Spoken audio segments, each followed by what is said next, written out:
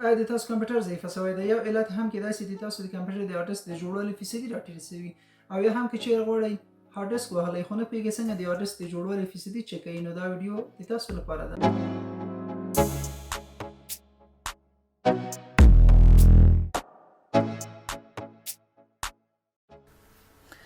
بسم الله الرحمن الرحیم. زه شیر محمد محمدی یم د پتنګ میډیا یوټیوب چینل نه. دوستانو چې کله کوم یو کمپیوټر ضعیفه کیږي، ډیر سلو کار کوي، نو هغه د دوو مشکلاتو له وجې نه کیدای شي، یا به د سافټویر مشکلات وي او یا به د هارډویر مشکلات وي، او دا هم کیدای شي چې دواړه مشکلات موجود وي، یعنی هم سافټویري مشکلات او هم د هارډویر مشکلات. خو د سافټویر په مشکلاتو باندې په دې ویډیو کې نه غږیږم. د سافټویر په مشکلاتو باندې کوم یو کمپیوټر ضعیفه کیږي، راتلونکي ویډیو کې پرې غږیږم چې څنګه مونږ کولی شو هغه سافټویري مشکلات رفع کړو چې د مونږ کمپیوټر ضعیفه کړی.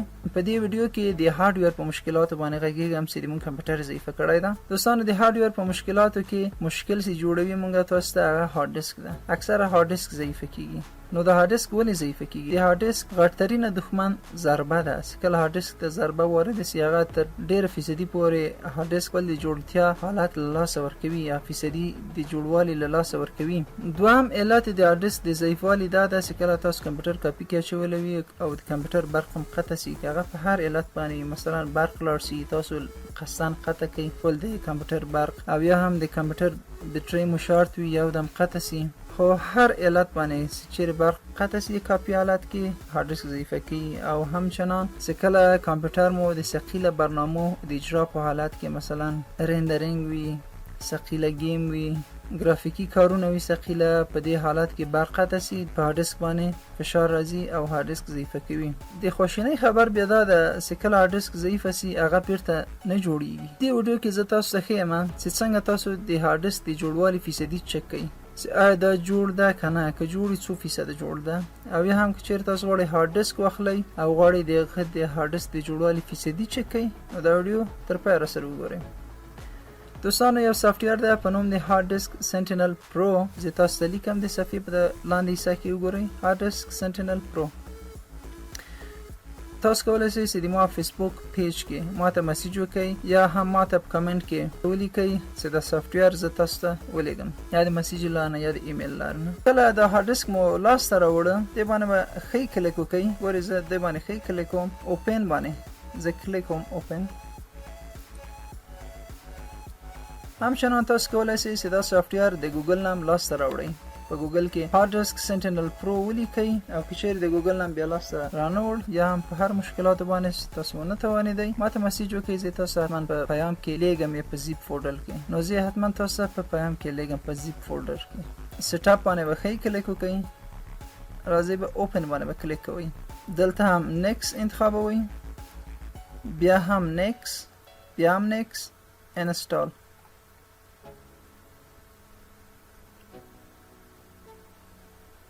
دا سافټویر په ځینو اسسټانټ ډیویډیګانو کې هم تاسو کولی شئ لاسته راوړئ. په هغو کې هم شته چې تاسو کله د اسسټانټ ډیویډي اخیستله شاته وګورئ چې هارډ ډیسک سنټینل لري که نه. زموږ انسټال پای ته ورسېد، فینش باندې کلیک کوو.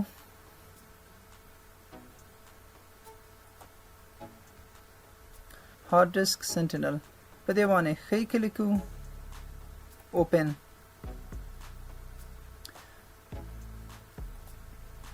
وګورئ دوستانو، ما ته د هارډ ډیسک سنټینل پروګرام خلاص شو.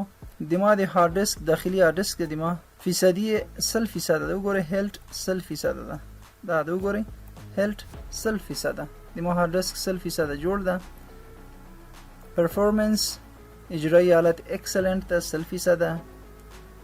هیلټ هم 100% جوړ ده، اکسلنٹ ده. دغه دوه ته باید د تاسو فکر وي چې کله تاسو هارډ ډیسک هم اخیسته، پاسینه هم 100% وي، لاندینه هم 100% وي. دا ځینې خلک په دغه سافټویر کې په هارډ ډیسک کې تغییرات راولي. کوم یو هارډ ډیسکونه چې هغه د جوړوالي حالت یا روغتیایي حالت 100% نه وي، نو دلته په دغه هیلټ باندې دلته یوه علامه وي، دلته بیا 100% ورته لیکلي وي. یعنې چې تاسو کله هارډ ډیسک اخیسته، دغه پرفورمنس دغه هم ټیک مارک ولري، هیلټ هم باید ټیک مارک ولري. دغه دوه ته باید حتما فکر وي چې دا ځینې دکانداران د فیصدي کې تغییرات راولي، به د هیلټ بیا ټیک مارک نه لري. دغه ته هم فکر وي، او دا هم باید 100 وي، او دا هم باید 100 وي. او دلته د هارد ډیسک ټمپریچر یا حرارت درجه ښیي چې اوس 40 سانتیګریډ ده. د ما د هارد ډیسک د حرارت درجه دا د ما سی ډرایو ده. وګورئ 309.8 جی بي ده. ډي ډرایو مې د میډیا په نوم ده 310.8 جی بي ده. او دغه آخر کې ای ډرایو ده د ما ای ډرایو ده چې دا مې لرنینګ اند پروژیکټ مخفف ال ان پی ده. دا 310.8 جی بي ده. دا هم د ما یو بل هارد ډیسک مې و د کمپیوټر خپل کمپیوټر مې ضعیفه شوی و دغه د جوړوالي فیصدي 80 هغه مې ته لرې که دغه هارد ډیسک مې ورته نوی واخیست 1 ټي بي ده. دا ورته ما نوی واخیست و زه پخوانی هارد ډیسک مې چې 500 جی بي و زه هغه اوس داخلوم. هغه تاسو وګورئ چې دغه فیصدي څومره ښیي او څو فیصده جوړ ده. دلته دغه د ما دوهم هارد ډیسک ده چې دا د ما پخوانی د کمپیوټر هارد ډیسک مې و کمپیوټر مې ضعیفه شوی و دغه هارد ډیسک مې ته لرې کړه. دلته د څو ده 70% ده.